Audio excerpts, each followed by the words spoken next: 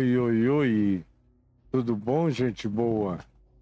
Nós estamos aqui dando prosseguimento a Mateus, mas usando o texto de João, no capítulo 13, conforme vocês têm sido devidamente, pedagogicamente informados por mim um dia depois do outro.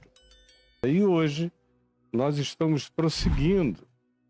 E antes de eu continuar, eu quero só lembrar que você está vendo aqui um convite para que você se inscreva no canal, toque no sininho e deixe o seu like, que é a única linguagem que o algoritmo entende para nos posicionar melhor na plataforma. Pois bem, você faz a sua parte e eu faço o que me dá prazer fazer, que é ensinar o Evangelho. E aqui no capítulo 13 de João, do verso 31 em diante, que é onde nós estamos no dia de hoje, se diz o seguinte: depois que nós vimos na sexta passada, e uma vez que Jesus deu o bocado, o pão molhado no vinho, a Judas Iscariotes, entrou nele Satanás. E quando ele recebeu o bocado, e Satanás entrou nele porque ele decidiu que iria comungar com a morte, comungar com a traição, comungar com a deslealdade, com a entrega, com a mentira, com a negação de Jesus e do Evangelho, comungar com a tortura, a execução e a morte, achando que eventualmente Jesus não se permitiria ao martírio e se levantaria, e uma vez que ele se levantasse contra, ele traria todos os poderes de principados e potestades, de dimensões invisíveis aos sentidos imediatos, e destruiria tudo e implantaria pela força angélico-militar o reino de Deus. Era como se esperava que o Messias fizesse, e é como até o dia de hoje boa parte dos judeus, especialmente daqueles de interpretação literalista da Bíblia, dentre os quais os sionistas, que são os que querem destruir as mesquitas da antiga esplanada do templo, construir o terceiro templo, agora para tentarem obrigar o Messias, que não se manifestou ainda, a se manifestar, porque eles inventaram essa teoria. É uma teoria, tudo invenção. Que o Messias só vai se manifestar a Israel quando houver um templo para ele. Porque ele nunca nasceria numa manjedoura, ele nunca viveria a vida que Jesus viveu, ele nunca optaria pelas coisas que Jesus optou. Assim interpretam os judeus literalistas e sionistas desde aquela época de Jesus e nos dias de hoje, com as atualizações políticas e materialistas da interpretação sionista contemporânea, como eu falei. Pois bem, Judas se levanta, entra nele Satanás, e quando Jesus vê que a disposição dele é inamovível e que ele já fez e vai fazer, então Jesus diz: faz logo. Não perde tempo aqui não, porque é crueldade cada vez maior você ficar prolongando essa tortura. Vai e faz o que tu tens de fazer, faz-o depressa. E se for doer nos outros, faz mais rápido ainda. Ao invés de botar na fogueira, corta na guilhotina, mas diminui o sofrimento de quem quer que seja. Faz, já que tu estás absolutamente em estado de comunhão com essa decisão, vai e faz.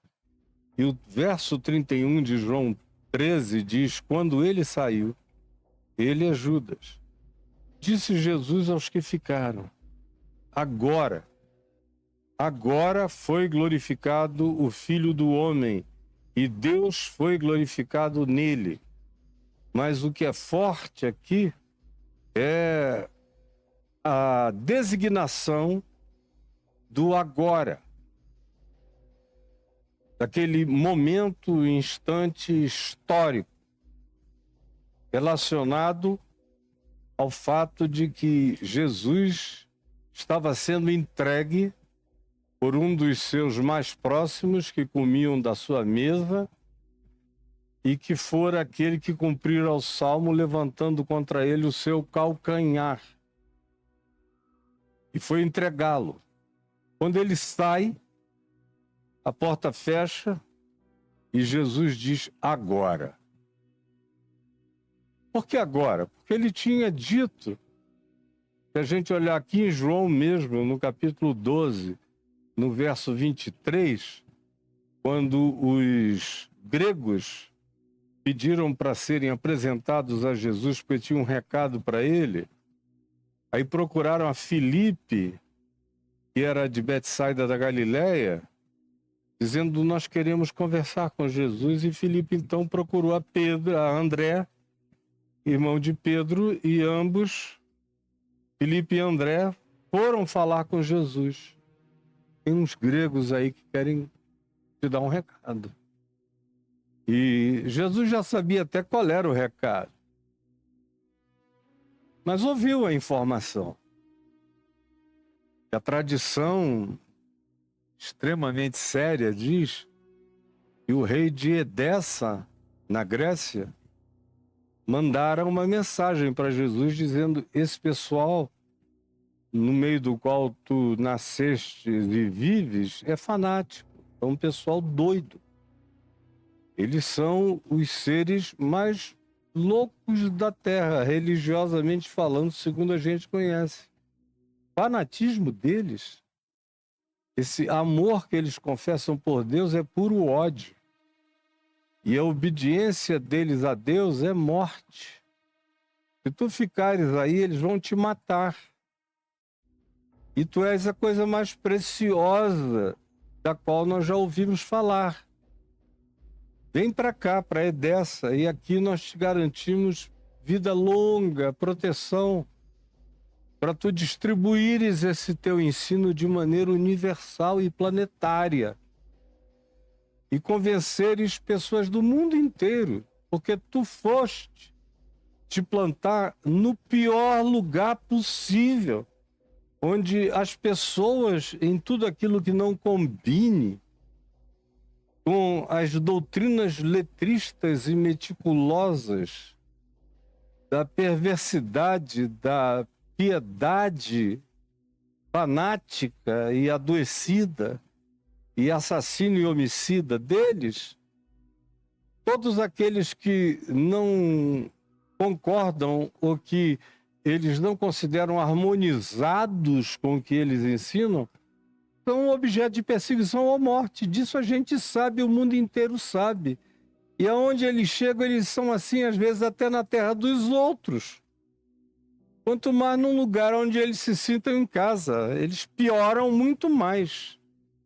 Se sentem muito mais empoderados na prática da perversidade.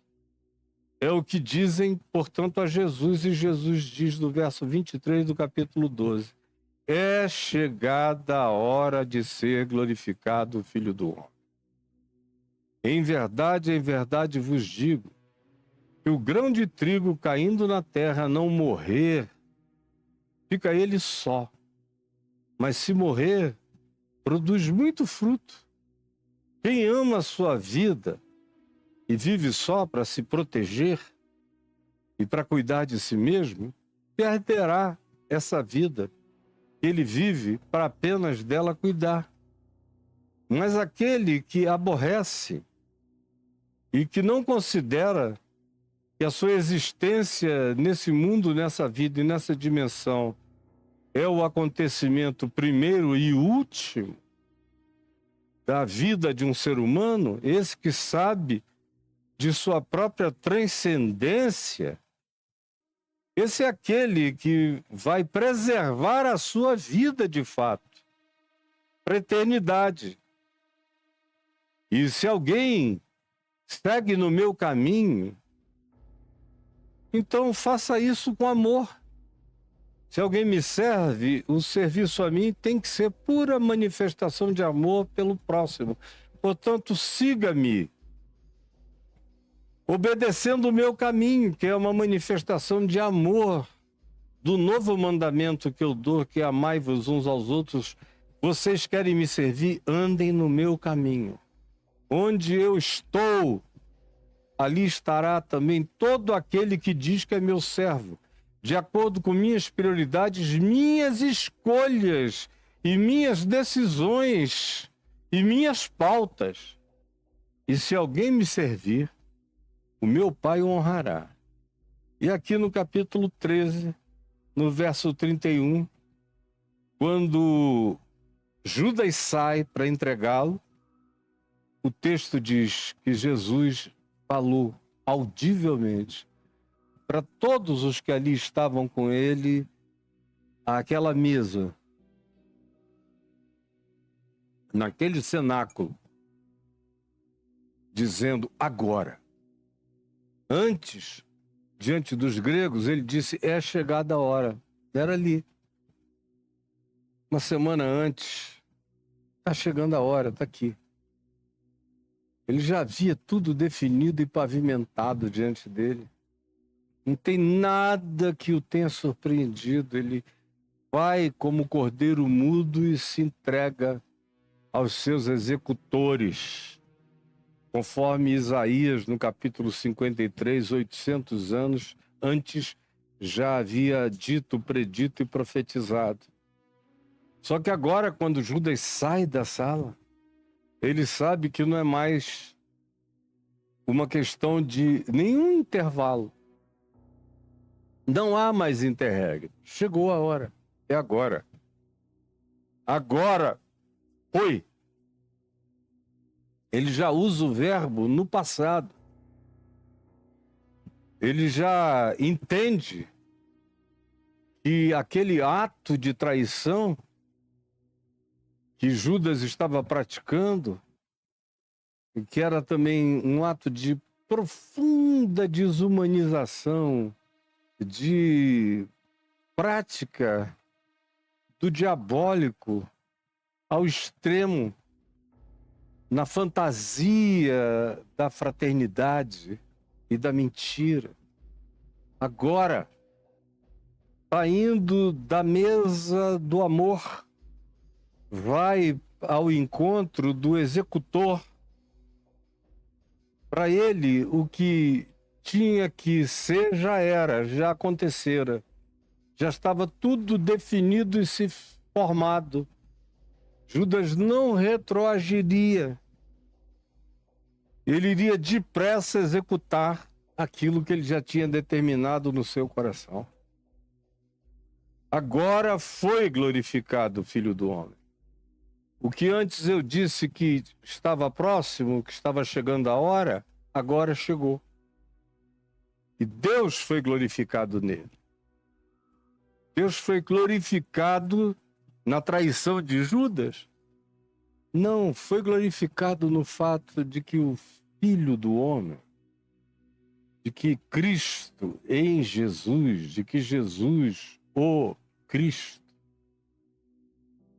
não precisa ser preso, não precisa ser acorrentado em nenhum lugar distante, não vai se esconder em nenhuma caverna no Líbano, nem na Síria, nem na Fenícia, nem mais no Egito. Agora era a hora de encarar, de andar olhando para a morte.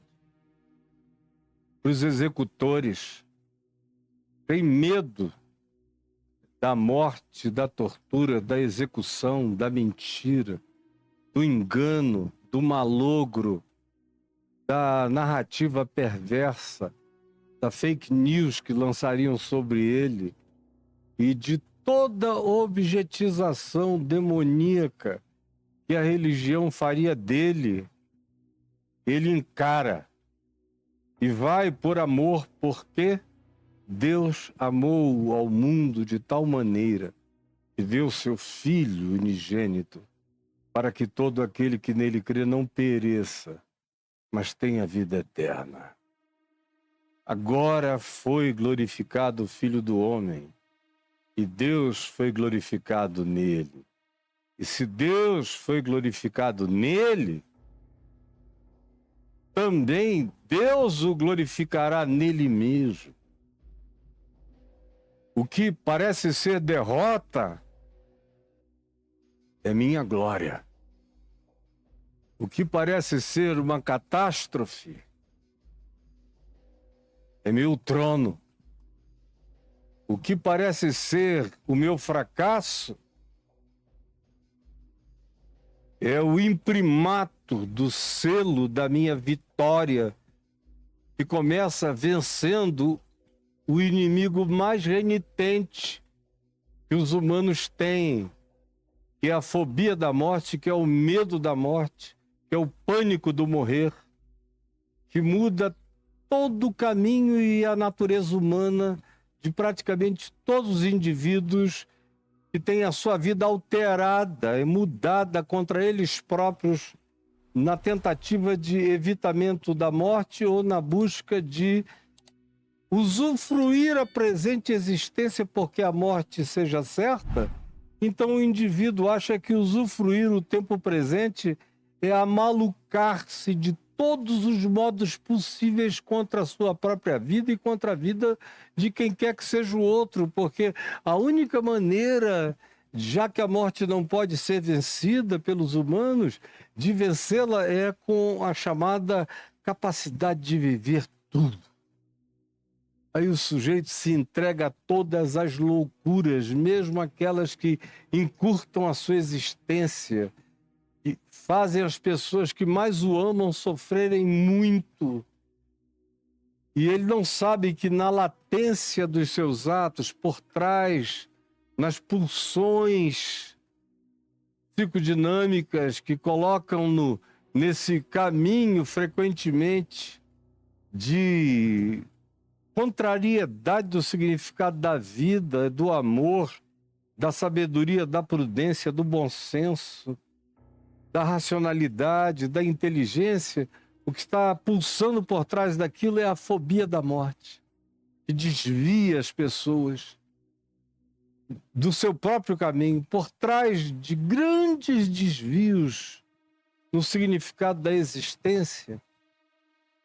Quando você vai ouvir essas pessoas, você descobre ao auscultá-la até os escaninhos mais profundos de suas almas que o que estava latente lá o tempo todo era esse medo da morte, que faz o cara dizer: eu preciso aproveitar tudo enquanto eu estou aqui. Vai pisando em cima, vai atravessando, vai metendo a mão, vai traindo, vai fazendo o que quer que lhe venha na cabeça. Ele assume uma disposição mental reprovável e adoecida por causa da fobia da morte. Mudam-se os códigos de interpretação de cognitividade saudável, sensata, prudente e sábia por causa da fobia da morte. E aí Jesus enfrenta e diz: agora chegou. E é a hora do Filho do Homem ser glorificado. E de Deus ser glorificado em mim. E Deus sendo glorificado em mim, eu serei glorificado nele mesmo. E ele vai fazer essa glória se manifestar imediatamente. Aí você pega um dos intérpretes das teologias coaches, ou das teologias da prosperidade, ou das teologias do domínio, e tudo o que eles querem se desviar no cotidiano deles é desse tipo de glória, que Jesus chama de sua, de minha. Quando ele diz agora é chegada a hora de eu ser glorificado, de Deus ser glorificado em mim, de eu ser glorificado em Deus, é a hora suprema da glória de Deus. Tudo que nos cerca no mundo cristão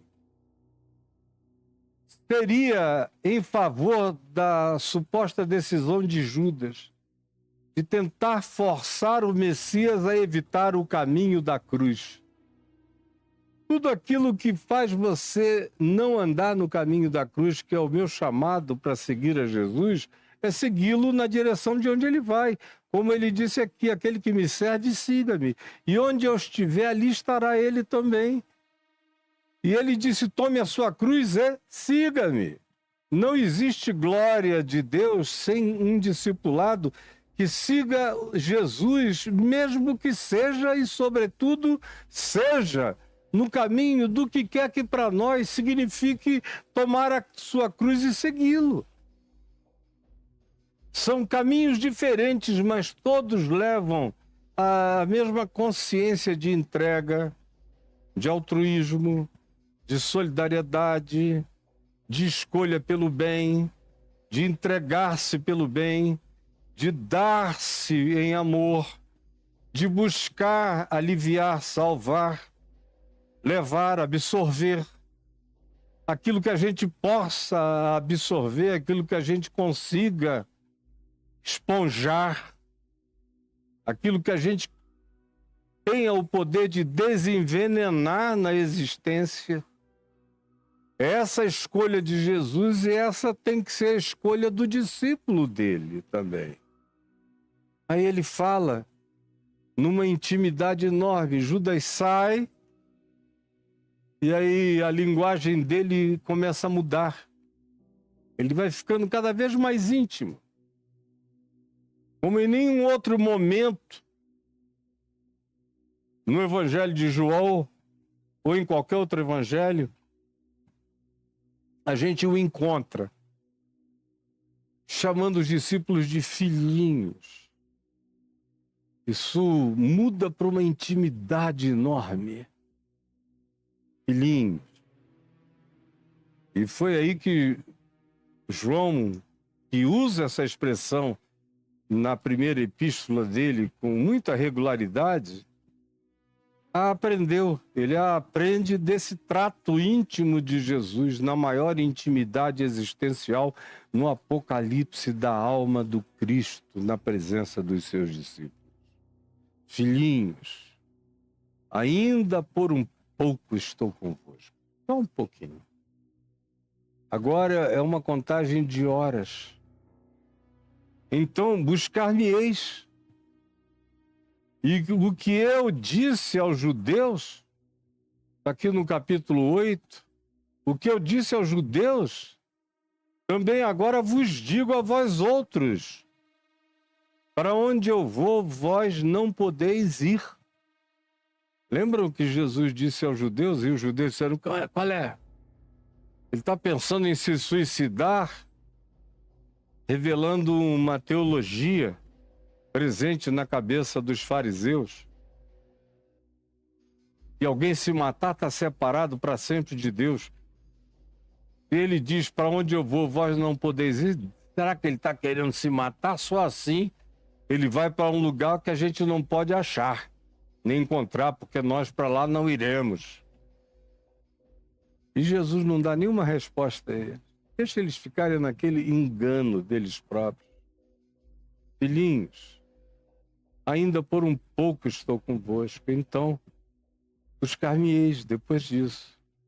E que eu disse a judeus também, agora eu digo a vocês, para onde eu vou, vós não podeis ir.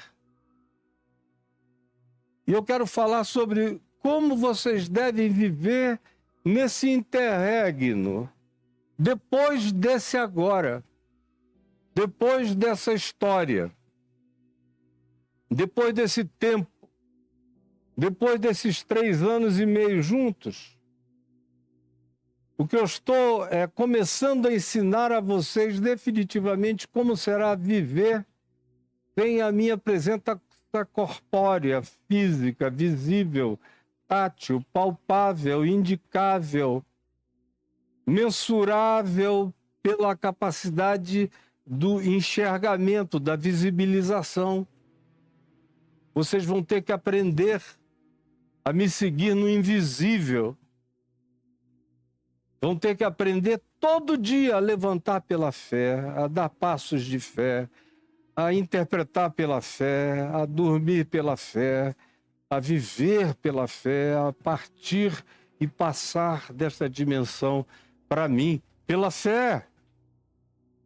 E para isso acontecer, vocês vão ter que praticar um único mandamento novo.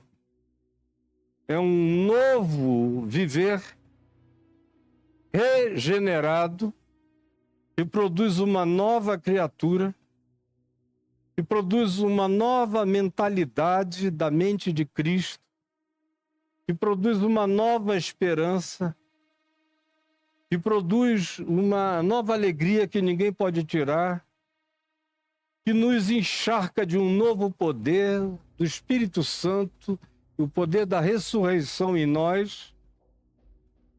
Mas vocês vão ter que aprender como é essa vida. E essa vida não é estribada em milhares de observâncias e de mandamentos, não tem a ver com nenhuma dieta, não tem a ver com nenhum dia de santificação específica, não tem a ver com nenhum ritual, nem com culto a nenhum sagrado, a nenhum santo graal, a nada dessa natureza. É tudo invisivelmente concreto pela fé.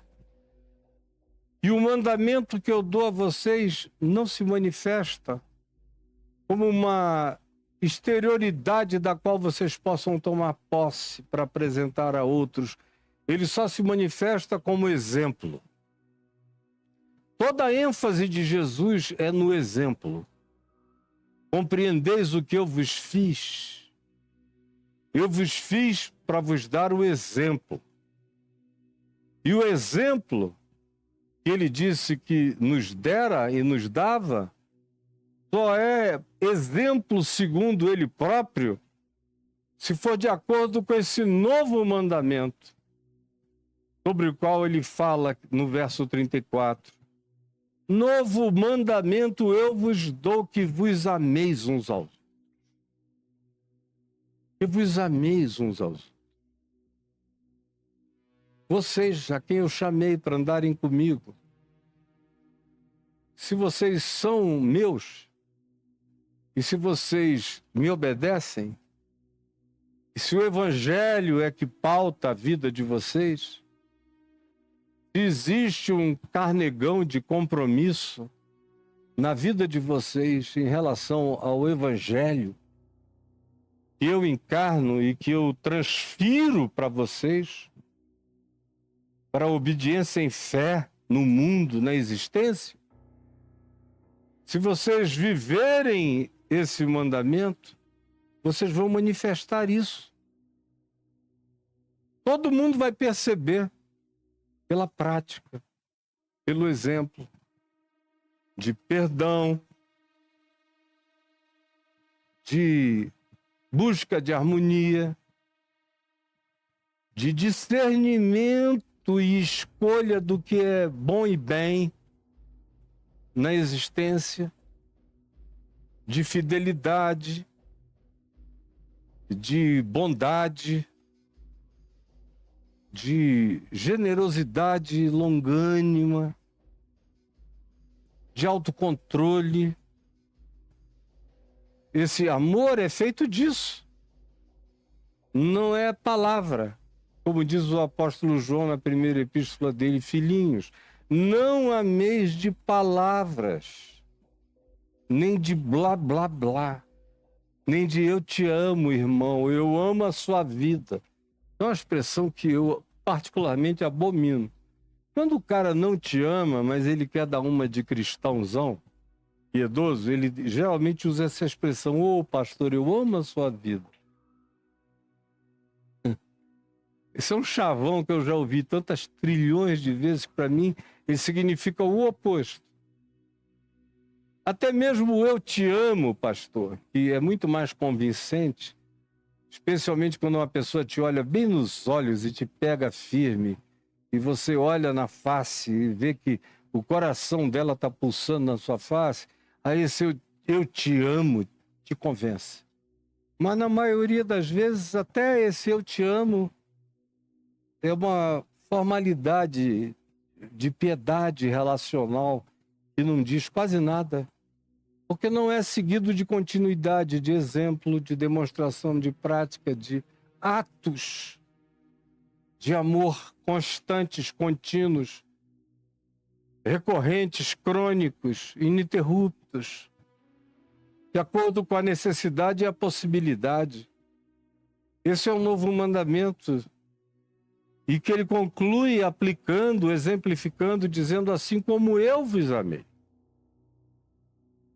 Não é conforme nem o pai de vocês amou, nem a mãe de vocês, ou o irmão de vocês, ou a família de vocês, porque tem pai que não ama, tem mãe que estraga, tem irmão que odeia, tem família estranha, esquisita,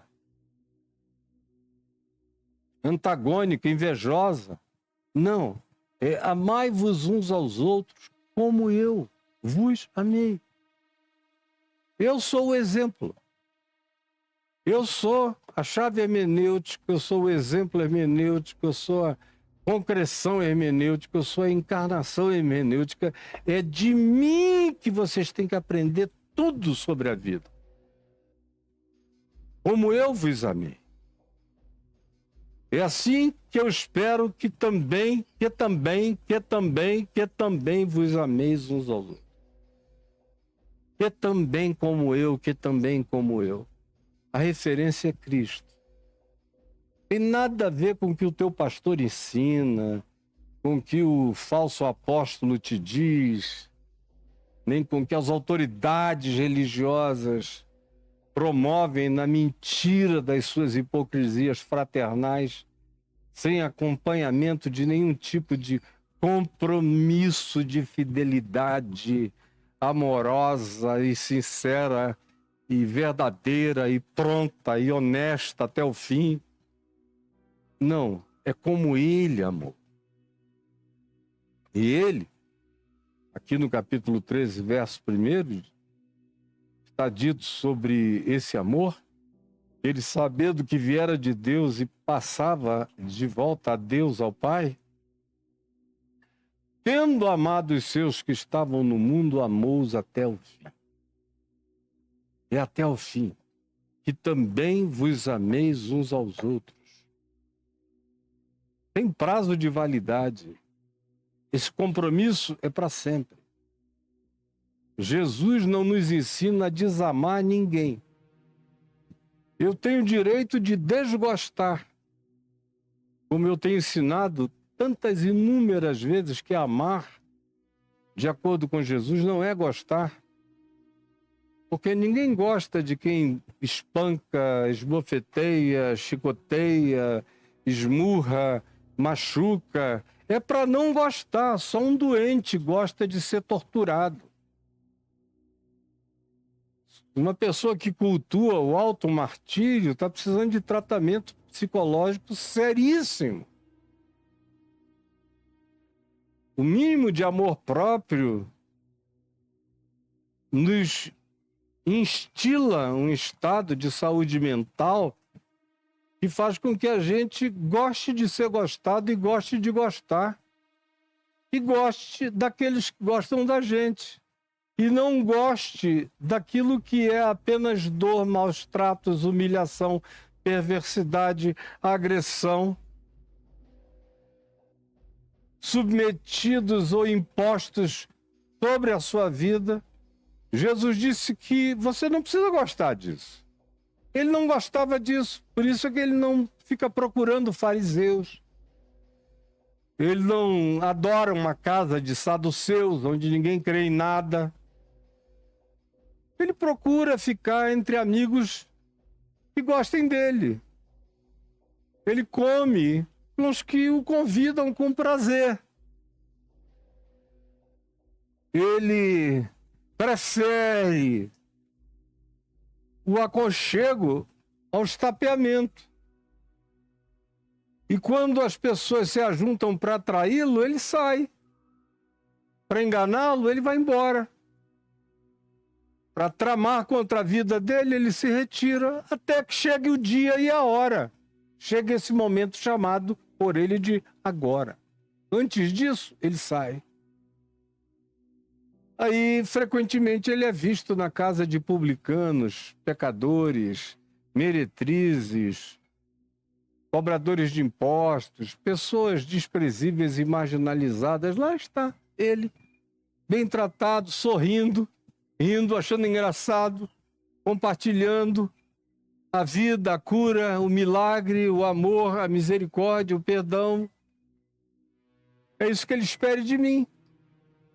Agora, ele também espera de mim que mesmo em relação àqueles que me tratam mal, eu não odeie ninguém. Eu mantenho o meu coração limpo no amor. Porque o amor, quando ele não pode se casar com o gostar, ele todavia existe em estado de divórcio permanente do ódio, da raiva, da antipatia, do desejo de homicida, da torcida pela morte do outro. Quando a gente chega nesse ponto em que começa a odiar mesmo quem está distante e a desejar a morte daquele a quem você considera que faça mal a você, ao mundo, à terra, a quem quer que seja, alguma coisa ruim já entrou em você.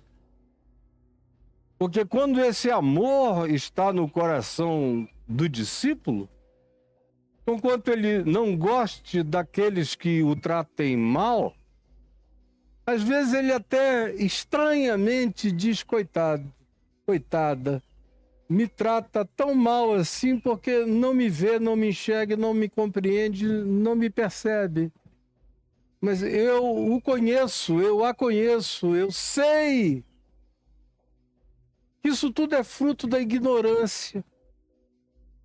Então, no meu coração, está perdoado, justificado unilateralmente. Mas mesmo quando eu sei que o indivíduo sabe quem eu sou e faz isso por maldade, inveja, competição, raiva, mentira e falsifica a minha existência, ainda assim, não sendo eu capaz de amá-lo com prazer, eu sou chamado por Jesus a amá-lo apesar do meu desprazer. Amá-lo nunca me negando a fazer o bem a ele.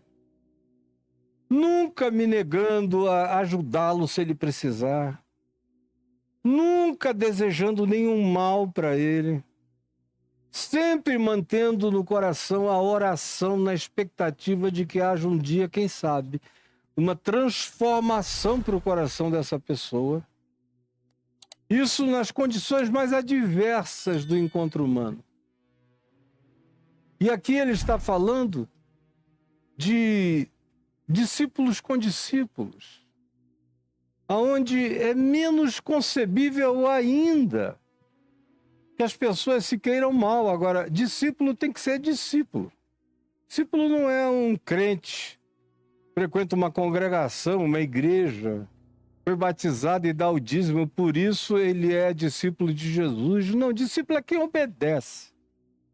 É quem serve o evangelho com amor, com quebrantamento, com humildade, com pureza, com busca de verdade, de sinceridade, de santidade, de respeito, de pudor,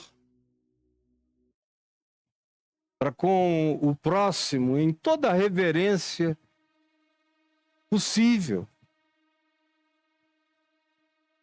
Esse é o discípulo. Esse é aquele que o serve. Agora, o que Jesus começa a dizer que é intolerável é que até mesmo entre aqueles que supostamente não carregam nenhuma gravosidade contra o evangelho, só por uma questão de competição, de tamanho, de grandeza, de ombro, de quem é o mais alto, o maior, mais forte, quem é o mais bem-sucedido visivelmente, quantificavelmente, quem é mais perceptível, mais famoso, o mais qualquer coisa, de acordo com as visibilizações mundanas. Aí começam a se boicotar, a se desgostar sem esforço para passarem por cima de bobagens. Ele diz: olha, eu estou começando com vocês, meus discípulos. Vocês têm a obrigação de se amarem uns aos outros como demonstração de que são meus discípulos. Não tem nada a ver com o que hoje nós chamamos de cristianismo, de igreja, de congregação, aonde os mais horrorosos se reúnem, frequentemente com ódio uns dos outros, com ambições, com ganâncias, só pensando em dinheiro, em visibilizações, em aparências. São todos os grandes fariseus. Esses aí dificilmente você vai conseguir gostar. Todavia, você pode ainda assim amar. Agora, eu, por exemplo, amo sem ficar. Amo na minha oração. Amo no meu desejo de que, de alguma forma, a verdade do Evangelho alcance essas pessoas e gere conversão. E mantenho a minha equidistância de saúde mental e psicológica em relação a quem não sabe tratar-me bem, nem respeitosamente. Até o dia em que a mente dessa pessoa mude, nesse dia ela vai ter meu abraço, meu carinho, meu acolhimento, meu tudo. E enquanto isso, ela nunca terá meu ódio, ela sempre terá minha oração, e ela sempre terá o meu olhar de esperança de que, por mais embrutecido que tal indivíduo ou pessoa esteja, a graça de Deus possa vir nele operar. Novo mandamento vos dou, que vos ameis uns aos outros, assim como eu vos amei. Sim, e também, do mesmo jeito que eu fiz e mostrei, exemplifiquei a vocês, vocês me pratiquem em favor uns dos outros e em favor da vida. E então, esse é o exemplo que o mundo vai entender. Não é milagre, não é cura paranormal, não é expulsão de demônios, não é andar sobre as águas, não é apaziguar ventos e ondas, não é purificar leprosos, multiplicar pães. Não. A única coisa que pode convencer o mundo é essa que Jesus diz. Portanto, não é poder político, não é fama, não é catedral, não é templo, não é beleza estética, não é bundão de pastora, não é peitão de profetisa, nem é plástica na cara de pastor esticado, nem o relógio do senhorzinho Malta da religião, do rock santeiro evangélico. Não. Só tem uma coisa que convence o mundo. Uma única coisa. E Jesus diz aqui: nisto conhecerão todos. Está no verso 35 de João 13. Repita comigo: nisto conhecerão todos. Todos significa todos. Em qualquer lugar do mundo, em qualquer língua, em qualquer cultura, em qualquer religião, em qualquer sistema político ou ideológico, nisto conhecerão todos que sois meus discípulos. Não é pela roupa, não é pelo tamanho do cabelo, não é pela cara brejeira, não é pelo farisaísmo de jejuns aparentes, não. É pela prática do exemplo do amor, no falar, no gestuar, no acolher, no dar. no contribuir, no partilhar, no ser generoso, no perdoar, no ser paciente, no esperar. O mundo, a sociedade, em qualquer situação, em qualquer lugar, enxerga. É como virar a cara para a luz por inteiro. Quando eu amo, eu boto a cara para a luz. Eu resplandeço quando eu amo. O mundo inteiro reconhece que eu amo pela luz do amor resplandecendo na minha face, nos meus atos, nos meus exemplos, na minha voz, nos meus modos, nas minhas atitudes. É assim que todos conhecerão que eu sou discípulo de Jesus, que nós somos discípulos de Jesus, quando nos amarmos uns aos outros. É como virar a cara para a luz. Todos conhecerão que sois meus discípulos, quando virardes a cara para a luz. Perguntou-lhe então Pedro: Senhor, para onde vais? Para onde vais? Sempre Pedro, figura. Para onde tu vais? Jesus responde a ele: Pedro, para onde eu vou? Não podes me seguir agora. Agora. Preste atenção nos tempos verbais, sempre. Verbo é fundamental. Agora.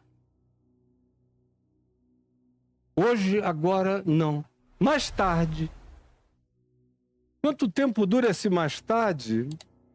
Pedro quis saber depois, aqui em João 21, mais adiante, em Tiberíades, a Jesus, quando vai ser esse tempo? Em relação à minha vida, a vida de João. Quando a gente vai partir, Jesus disse: olha, se eu quero que vocês fiquem em tempos e horas e em extensões diferentes aqui na história, no espaço-tempo, o que te importa? Tempo e hora não tem nada a ver com designação dada a vocês. Vocês têm que viver pela fé. Você não tem que saber nem o seu tempo de partir, nem o do seu irmão, nem o da minha volta, nem de ninguém. É pela fé, é pela fé e é pela fé. É por obediência e amor pela fé. Senão não será pela fé. Agora tu não podes, mais tarde, porém, tu me seguirás nesse caminho para onde eu vou. Mais tarde. E o mais tarde para Pedro chegou aí por volta do ano 66, 65, foi mais ou menos por aí. Foi nos martírios provocados por Nero que tanto Pedro quanto Paulo foram executados. Mais tarde. O que veio a ser 30 e poucos anos depois, esse mais tarde. Mais tarde, porém, tu me seguirás. Até lá, eu não vou te dizer nem quando será mais tarde. Anda, dia a dia, todo dia como dia novo. Não te preocupes com nada do teu futuro. Apenas me serve em amor todo dia. Como se fosse o primeiro e o último, todo dia. Porque todo dia pode ser o primeiro e todo dia pode ser o último. Pode ser o primeiro de consciência mais profunda, pode ser o último de chance de praticá-la. Replicou-lhe Pedro: Senhor, por que não posso seguir-te agora? Não custava nada, né, Pedro? Ficar quieto só um pouquinho. Sem querer o privilégio de uma informação especial, uma luz diferente. Eu sei o que ninguém sabe. Só eu enxergo o que ninguém enxerga. Não, meu irmão. Senhor, por que não posso seguir-te agora? Por ti eu daria a própria vida. Ele já sacou que Jesus está falando de uma passagem dimensional, de deixar o espaço-tempo, os limites da história visível. Ele já percebeu, mas ele não quer admitir em momento algum. Esse é um bloqueio que está presente nele e em todos. A coisa de papo sobre passagem, sobre a morte, é um problema de todo mundo. O pessoal, como eu tenho dito, isola o tempo todo. Até em mesa de crente a gente fala. Eu vejo todo mundo dizendo: que é isso, pastor? Que é isso? Não. Que é isso? Não, você vai viver 300 anos. Pelo amor de Deus, cara, eu vou morrer daqui a um tempo, eu vou partir. Você sair dessa dimensão. Eu estou tranquilíssimo quanto a isso. E você aprenda a viver do mesmo jeito, seguindo a Jesus em amor, que fica tudo bem. E não existe nenhum tipo de ufania quanto a dizer: comigo as coisas serão diferentes, porque eu sou tão diferente dos outros que por ti eu daria a minha própria vida. Eu sou capaz de morrer para salvar a Jesus. Que é o que a religião faz, consciente ou inconscientemente, o tempo todo. Quando a piedade religiosa assola alguém, não raramente a gente vê essa pessoa vivendo como se ela fosse salvar Deus, salvar Jesus, dar a sua vida por Deus, dar a sua vida por Jesus. Jesus diz: para com isso, Pedro, você dá a sua vida por mim? Cara, você não sabe nem dar a sua vida por você mesmo, nem pelos da sua casa, nem pelo seu irmão, nem pelos seus amigos, nem por aqueles que viveram com você os últimos anos. Você ainda se compara, você vive se medindo, você ainda é um crianção, você vai dar a vida por quem? Você enxerga, meu filho, darás a tua vida por mim? Para com isso. Se você conseguir viver, pelo menos, em amor obediente e pacificado, viver, eu já estou feliz com você. Agora, você quer ir para além do que eu estou te chamando? Eu estou te chamando para viver em amor e amar os outros. O que acontecer como decorrência disso, você não tem que premeditar, nem imaginar, nem profetizar, nem especular. Só viva todo dia em amor e ame, sem especulação, mas de fato e de verdade. Porque em verdade, eu te digo, Pedro, e te digo a você que porventura tem essa espiritualidade de vou ajudar Deus, senão Deus sozinho não faz nada. Vou ajudar Jesus, porque se eu não chegar lá, Jesus não chega antes de mim. Eu vou encher a paciência dos meus filhos e dos indivíduos que eu conheço até eles se converterem. E aí você afasta o evangelho do coração das pessoas, porque você fica querendo ajudar o Espírito Santo e atrapalhando o tempo todo com os seus atos de fanfarronice evangelizadora. Em verdade, eu te digo que jamais cantará o galo antes que me negues 3 vezes. Meu querido Pedro, é só o que eu tenho a te dizer e vou te dizer para que você fique com esse código na cabeça. Pegou o código, Pedro? O código é: vocês não aguentam o tranco. Não aguentam. Até para aguentarem e perseverarem, eu tenho que abreviar os dias. Senão, nenhum de vocês suporta.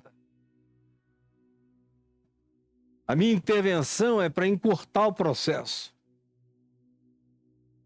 Porque se vocês ficarem entregues à totalidade da maldade, a maioria de vocês, ou todos vocês praticamente, não vão aguentar. Então, fique de ouvidos bem abertos, é para o galo cantar. Porque se o galo cantar e vocês pelo menos se lembrarem da minha palavra, tem uma salvação, tem graça, tem perdão, tem misericórdia, tem acolhimento para vocês. Se pelo menos vocês conseguirem interpretar o galo. Já que vocês não conseguem interpretar minha fala, as minhas assertividades, Pedro, Entende o galo para você se entender. E para você nunca mais praticar esse tipo de bravata. De pensar que você está aqui para salvar Deus. Senhor Jesus, eu te peço. Por mim e por todos nós que sofremos desse mal. De não raramente acharmos que sem nossa intervenção, sem nossa presença, sem nossa fala, sem nossa voz, sem nosso dinheiro, sem nossa contribuição, sem nossa colaboração, sem nosso grito, sem nossa chatice, sem nossa insistência, Deus está sozinho. E Deus sozinho é um Deus inoperante, é um Deus sem ajuda, é um Deus sem Deus. Salva-nos desse espírito da religião que pretende ser a mediadora entre Deus e os homens, porque do contrário, Deus não se comunica. E salva-nos de pensar que é o grito da nossa voz, ou o tamanho dos nossos números, ou a força das nossas influências políticas ou ideológicas, ou financeiras ou econômicas, que vai impressionar qualquer um ou o mundo, ou a expressão de nossos milagres. Ajuda-nos a entender que a única linguagem que todos podem compreender é essa, de nos amarmos uns aos outros, que é a coisa mais alienígena que se pode encontrar. E a gente que se ama, que se perdoa, que se acolhe, que mesmo não concordando com tudo, abraça sempre, acolhe, salva, estende a mão, estende o manto, bota uma tenda, um abrigo, uma proteção, uma roupa, uma cobertura, um teto, um amparo sobre quem quer que seja.